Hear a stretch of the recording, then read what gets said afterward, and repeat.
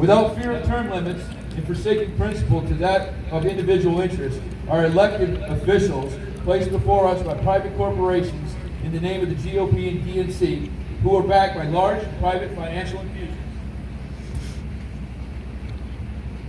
In the name of lobbying and forsaken representation of their districts, they choose instead to represent the aforementioned.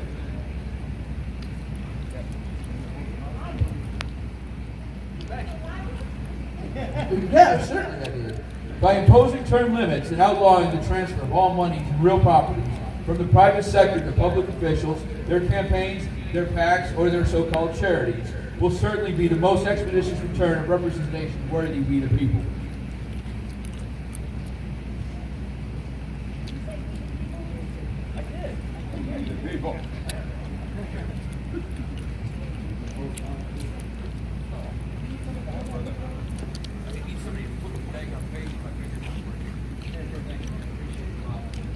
So our first grievance, assent to law, has been abused inasmuch they are neither wholesome nor necessary, yet dangerously damaging.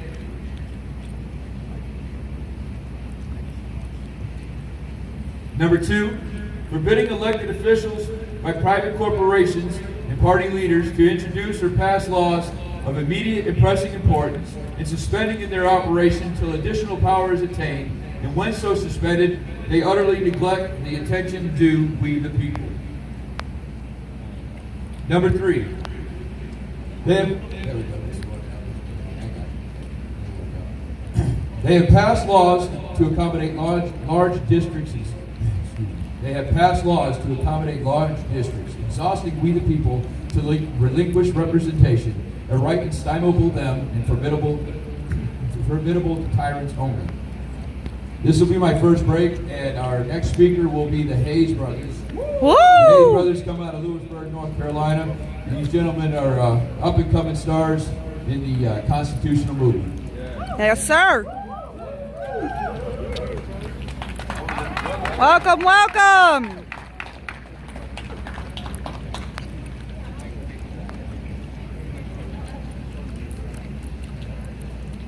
It's dangerous giving me the microphone. So we are the Hayes brothers. I'm Christopher Hayes.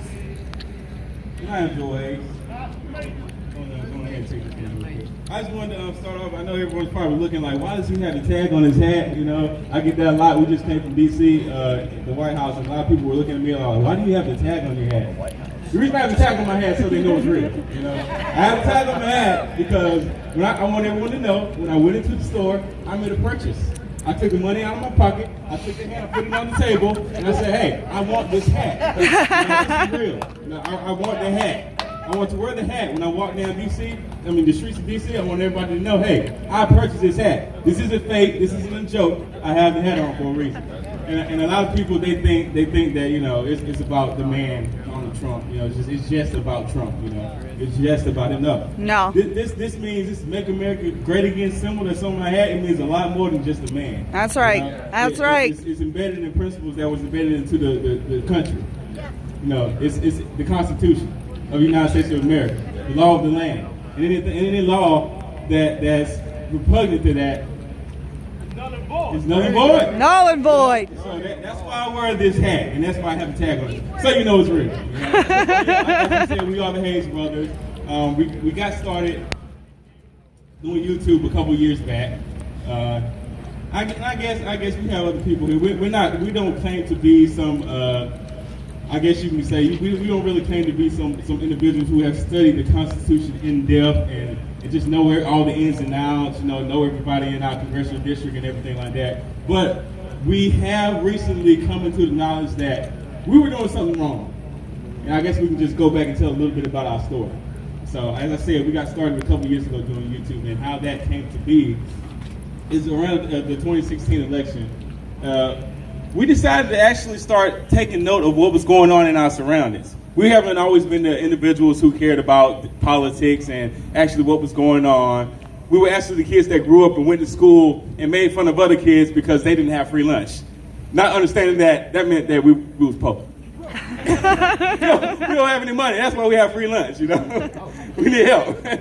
But we didn't realize back then. We would just go around and be like, we got free lunch. Y'all know, we're the cool kids. Wasn't the case. But we didn't realize that back then. So that was kind of how we grew up. As you said, we're from Lewisburg. I don't know if everyone knows Lewisburg is not Raleigh, obviously, right? So we grew up with the trees and the guns and the cows and so that's kind of where we grew up. But our father, 84 years old, if you can believe it or not, you probably look at us and like, there's no way possible, you're lying. Kids at school used to say the same thing, like, you're lying. There's no way your father's like in his 60s. But yeah, he's 84 years old. He grew up as a sharecropper. So you can kind of imagine how that life went. So he saw a lot of things growing up, injustices and different things done to him. But the thing about it, he never taught us to hate anybody. He never taught us to have disdain for another individual, based off the color of their skin, based off their beliefs or anything like that. And that's some principles that was embedded in us. And they're actual principles that link up with the principles of the nation, right? That's when right. you actually look at it. Growing up, we didn't know that. So the one thing that he did get wrong, he taught us on these biblical principles and precepts and different things. So that was in our spirit. But we didn't understand that growing up, Because just based off the color of his skin and societal standards, he believed that just because of that, I'm a what? I'm a Democrat. That's just what he believed. And that same mindset was drafted and grafted into us growing up. So going to school, we would take little tests and different things, and the teacher would say, "Hey, do you know what you are? Like, you know what side you're on? Are you a Democrat, Republican?" And we would, obviously, I'm a Democrat, right? That's just what we thought, But once we start, actually, like I said, a couple of years ago, things started to change, and we actually started to do some research and look at things. So we. During the primaries, I actually started doing research. And it's 2016 at the time. So I'm like, okay, Google is relevant. Hello? All we have to do is just go online and look up some different things. So we start looking at the different platforms and whatnot, and we're like, something's not right here. No.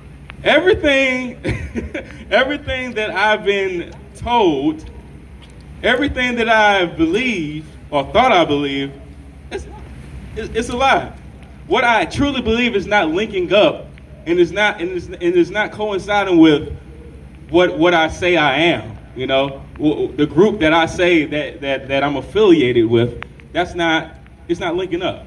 So as I said, once we started doing research, we were like, yo, something's got to give. Like I'm like in my 20s now, and everything that I've been taught from a child is not linking up with what I say I believe in. It's not linking up with the people that I'm voting for. I don't know what's going on. So I guess you can talk a little bit about that time and the shift in your mindset as well. Woo! All right. So the year is 2008. I'm 18 years old. I'm 17. I'm getting ready to be 18. My mom tells me, "You got 2 months to get out of my house after you graduate. Ain't no standing around, waiting around. You got 2 months, and you got to go." So I'm like, all right, it's February. I got a few months to figure out what I'm going to do. Military, here we go. So I signed my name. So, signed up for the Air Force in February of 2008. Don't say it right yet, it ain't over. So, went all the way, went through the training, went all the way through. Then I realized, it's this guy that's going to run for president. I don't know his name, don't know where he came from, which a lot of us don't. All I know is he's black. I'm voting for that man. Why you voting for him? Because he's black. What other reason do I need? Stupid. It was stupid, I admit. But, all right, go through. It's September. I leave. Go to Memphis, leave. Go to San Antonio, to Lackland. That's where I'm at. And I put my ballot in, did all the ballots and all this stuff. They're still saying I'm voting for Obama. Don't know who we run against. I don't care because Obama's black. And that's what I'm going to do. So, did that. Went through basic. Decided, the Air Force decided they was going to kick me out because of my flat feet. So I come back home and I'm like, all right, I'm still voting for Obama. It don't matter what happens to me. I don't care. I'm still voting for Obama. Workforce, he's going to give us stuff. We're going to get free stuff from Obama. My Obama phone! That's what I want my Obama phone. Did you get it yet? food stamp, whatever I could get. Never got it. Whatever I can get. Free health care, whatever they can yell out. Yeah, that didn't work out too well, did it? It's affordable. I vote for Obama. Like an idiot. First time voting, I voted for him like, yes, change is coming. Little did I know the change that was coming was detrimental to our rights and our liberties, but There was a change. so did that. 2008 goes through 9, all the way to 2012, comes around again. I'm kind of mad. I'm like, all right, the stuff he said he was going to do, he didn't really do. But I'm going to vote for him again and give him another chance. Gotta finish what you start. 2 times stupid, ain't it? Big brother leave because Big brother don't know what he's doing. But voted for him again. Went all the way through 2016. When 2016 came around, I actually started reading. And realizing, yo, this ain't lining up. This is not lining up at all. The stuff that I love liberty, I love my guns, I like my guns, I always like my guns, but this side over here wants to take my guns. In the worst way. So, so this don't make sense. So what have I been doing wrong? I've been saying that I believe these things, but I'm not putting them into practice.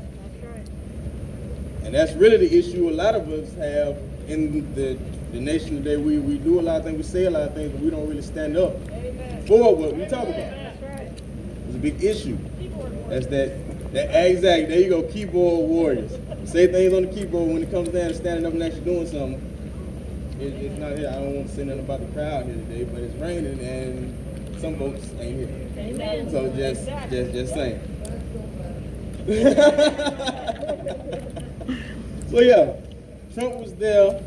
You got Hillary. You got a long line of Democrats that were there, and the things they were saying were disgusting. Still Straight are. up disgusting. We're talking about taking people's rights, taking people's homes, taking people's property without due process. There you go. Exactly. Taking babies' lives. Now that was the last straw for me. You start talking about that killing kids. That's evil. It's the face of evil on planet Earth. And I don't know. Take the mic. I might start ranting, and that's not good. That's all right. Go ahead. There's nothing wrong with a little rant every now and Nothing then. wrong with it. But as he said, that's kind of pretty much how we got started there. And after that, we was like, I was like, Hayes, we got to do something. Time to walk away. We've been lied to for too long, and we actually told our father. We started talking to our parents, talking to our father, different things. He was like, well, but I mean, we vote that way. I'm like, Pops, why do we vote Democrat? Like, why? This whole time, I only voted once at this point, so I'm like, why? I'm about to make another decision here. So unless you're coming, why are we voting Democrat? Tell me this. I'm learning different things about them that don't even line up with our religious beliefs. Like, why are we doing this? And he's like, well, you got to vote for the people that's for us. And I was like, what? Like, that's your answer? After all this time? So what? Exactly. And that's why I said it's so important. I was like, it's 2016 at this point. Google is relevant. I understand my father. My father, he's like, 82 at this time. So he was born in 1934. He couldn't research anything. All he had was what people told him. What they told him. Yeah, he didn't have any help back then. That's so I was right. like, okay, Pops, I'll give you that leeway. Okay, all right. So, but I'm like, I'm telling you, and I'm showing you right now, this is not lining with what you believe in. So he took that to heart, and of course, like you said, we made a decision to switch up and vote for Trump. Now I had done some research. I was looking at different people like Rand Paul and whatnot. So, but still, to me, that's big because the whole time, all I know is Democrat. I voted for Obama because he's black. So I'm thinking now. And that was big for us. We were actually thinking then. We were using our own minds, doing our own research, and that was huge for us. So after that, unfortunately, people still weren't really listening to us because we thought we had won the lottery or something. We were running around like, yo, I did not vote Democrat. Like, yeah, we won our father over, so that was like, I felt like I won a soul over or something. I felt That's like I right. saved a soul, That's right. So it was amazing. So we were stoked. So we were just running around telling everybody about what we believed in. People were looking at us like, you Uncle Tom, you whatever else I can. Yeah, don't go too far. Don't go too far. But Rated R. Yeah. So it wasn't so bad when it was just people around our community, but once we actually decided, like, we were like, no one's listening to us around here, so let's talk to the computer. That's it. So it sets up a YouTube channel. We jump on, and and we just started talking. The first video we ever did was called, what was it called? Black Trump Supporters and Unlocking Perspective, and that racked up a few 100,000 views.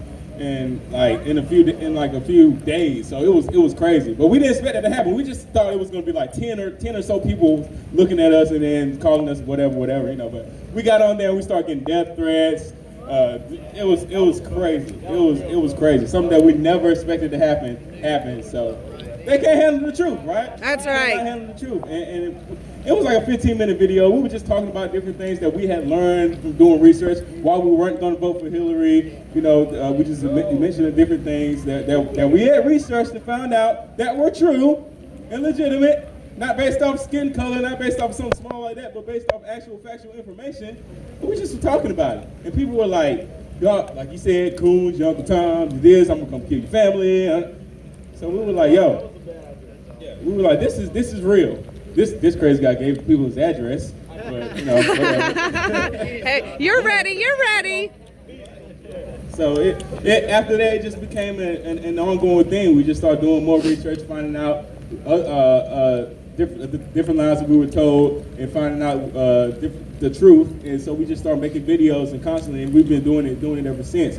And we've been able to, like I said, grow and expand and meet different people.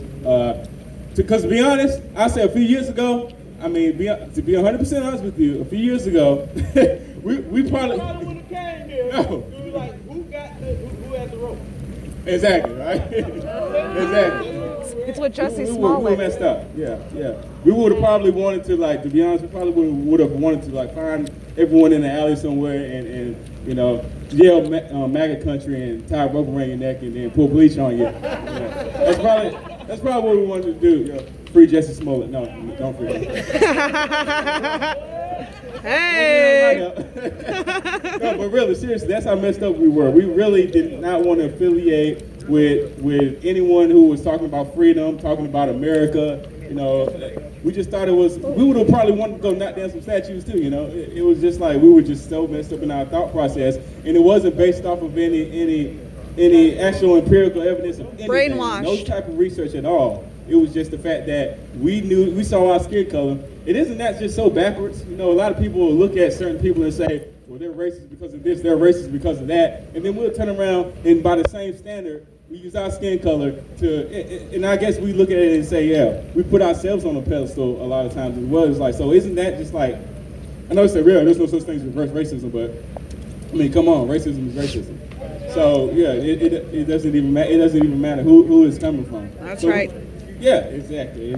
And so then we started doing more research and finding out, like, you know, different things like, hey, I'm gonna go down the road because that's a completely different. But yeah, like I said, we continuously did research and now we're here. And now it's like I feel like you guys are more so family to me than a lot of people that I actually have the same blood with, you know. So we love you all as well, you know, because this is really what it's all about, you know. Because we started doing research as well, finding out about the Constitution and how important it was, not just to one specific race of people, but to all of us as Americans, right? We start realizing like the principles and the things that this is built upon, you know, it's really beneficial to all of us. And we start figuring that out, and it was like, yeah, after that, I'm like, hey, there's no going back from this. You know, we get called, like you said, every name under the sun, but it doesn't even matter anymore because we know where our foundation is embedded in. You know, we know who our family is, we know who has our back. You know, so that's what it's all about now. It's waking other people up as well, especially, I guess you could say, in the black community, because there are so many of us that really don't understand, and we try to make it like it's not something that's beneficial to us. That is not something that is important to people of color. We try to make it like, yeah, that has nothing to do with us. That's just those white folks over there. That has nothing to do with us. But that's not true. It has That's something to do right. with all of us. So and another thing is like we linked up with, I don't know if you all know Chris Ann Hall. Yeah. She's amazing. She actually came down a while, what was it, a couple months ago, I think. And she came and came to our house and sat down. I said our house as if we live together. We live close to each other. But she actually took the time out. She came and she sat with us, and like that was an amazing experience. And we were able to sit with her, and she was able to sew in us, talk about the Constitution. And even before that, I didn't realize how important the Constitution was. But now we're starting to research it, and like it's amazing. You know, just looking into the documents and then the founders and the different things that they had in mind in creating the document itself. It's like, wow, this is something that really is hard for us to understand, but it's very important. So, like I said, we're going to continue to do that, research, and then try to teach those in our own community, you know, the truths behind the Constitution and the truths that this country and everything this country has to offer. You know, because it's so many of us that really are so dependent upon the government, and that's what upsets me as well. Because it's like we grew up in the church and everything, you know, and we'll say that God is, you know, my strength, you know, He's the joy of my strength and all this, but you're replacing God with your government. There you go. That is true. So wait on that. You have 2 more people. Yeah, you guys good. Yes. I love it. Put on a good event, especially for this freaking week. Basically, if you're looking at the Constitution and you believe in God, and you believe that God is the source, and God put the people in place to write the Constitution, to put the Constitution in place to give you basically Oh, thank you so much. a hedge from your government. Guess I'm losing my so your hood here. government does not overstep their bounds and try to take what's rightfully yours. Woo! If I work for what I got, and I build up what I have, and the government will come in and tell me that I have to give that to someone else that does nothing, That's right. that is fundamentally twisted and wrong. Amen. Fundamentally twisted and wrong. If a man don't work, a man don't eat. That's right. That's right. That's the Bible. And it's up to me to decide if I want to help this man or not with what I have. Not the government to come in and just say, hey, you obligated to give this man a portion of what you have. That ain't how it works. That's not how it's supposed to work. And people want to come in and say, all right, people think I'm crazy. I have a lot of guns. Good. You don't need them. And people look at me like, you don't need them True guns. story. What you need them guns for? And the fact about it is that the government got us all wrong. That's right. That's right. The Second Amendment is not for hunting. It won't for me protecting my house from somebody trying to break in. It's to fight against the government that wants to come in and control me and kill my way of life. That's really what it's about. That's right. That's what it's for. To protect your people and your family from your government. And people want to look at it like, so you don't trust your government? No.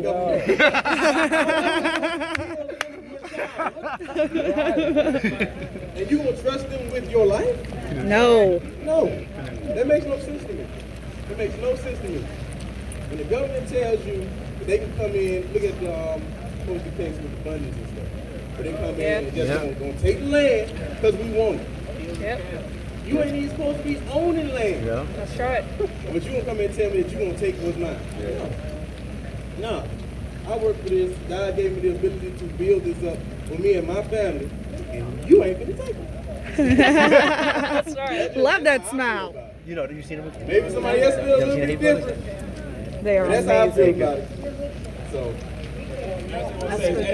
I like it into like when we look at We had- a parent and We a had child. another guy, Robin you know? Rosen, he was supposed to come out. He was just I like it into that because animated and as a child, really good speaker. if I go and say, he sends me a doctor's note. Mom, I'm like, Chris hit me upside the head. Mommy gonna go and she gonna talk to Chris, right? She's gonna address that situation. She's supposed to at least, right? That's what she's gonna do. But if I go to mommy and say, Mommy, I got an issue with you. That chicken that you cook tastes like feet. Mom gonna tell me, if you don't go in there, boy, and eat that food, you know, she's gonna I'm gonna have to do what Mom said. You were not existing. Yeah, I wanted to. I never tell Mom that. We ate everything that was at the table. That's right. But I just like that too, with our government, you know. If, as far as like we talking about the redress of grievances, if I have a grievance, if I have an issue with the government, and they should address that issue, right? But that's not always what happens. Now, exactly. And like I said, That's right. Exactly. That's why I say if I'm telling my parents, if I'm having an issue with them, they can check my brother. But if I have an issue with them, they're not gonna. They don't have to do anything because they're my parents. And that's where the government treats us like we're their kids. That's not the case, right? That's that right. Should never be the case. No. But that's exactly how they teach you. They teach us to be servile. They teach us to wait on the government and wait for the government to do everything for you. And the government is almighty. But that's not how it's supposed to be. The No. government works for you. The government is our representative. The federal government is supposed to protect our property and protect our rights. But instead, they take our property and they destroy our rights. And like another big thing I'm finding out is and I don't know how that operates here, but in our laws that we have here, but I've been reading a lot about civil asset forfeiture and how that works. And I'm like, yo, We think you did a crime. yeah, We think you did something wrong. accusation. Somebody else said you did a crime. Not a conviction, off an accusation, our property can be taken from us. You know, and it's called forfeiture, and that's crazy to me. It's like I'm forfeiting, I'm basically giving this away, but you're taking it. You're stealing it. Essentially, is what's happening, and that is our government. You know, that's mommy and daddy right now. They're taking it from mommy and daddy. My mom's about to don't have to tell me. They take it from me. If they want to, they take it from me because they bought it. What did the government create? What did they? Nothing. It's ours. But you can come and just take it? No way. And like I say, we've been learning that, and we've been growing, and we hope to continue to teach as much as we can. It's like this was so important to us today, in our invitation.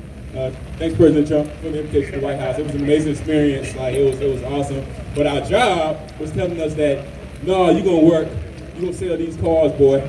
So we decided terminate our contract with our job. No, we did. We were like, no, we're not. I don't care about selling a darn car. So I don't care about selling a car, dude. Like, I'm going to the White House. I'm going to talk about liberty. I don't care. So we were like, yeah, we're real close, as you can tell. Every job we work together. Like, you know, so we trust God to provide for us. You know, Amen. he's really the source of our strength, not the government, not a job, but God is. So we felt completely okay with the decision that we made to quit our jobs in order to be here, in order to be able to go meet the president. You know, like I said, this is important to us. Our heart is so deeply embedded in this now, in Yes, this fight sir. for liberty, that we know God's going to take care of us regardless. So We walk with. we appreciate the invite here, man. And with that, we're done. The Hayes Brothers. You know, you can follow us on YouTube, Facebook, Instagram, Twitter, at Brothers Hayes. So we appreciate all the support. You know, we appreciate all the love. You guys are our new family, all right? Yeah. Keep praying for us. We're going to be praying for you guys, and let's do this together, all right? Yes. All right? Woo!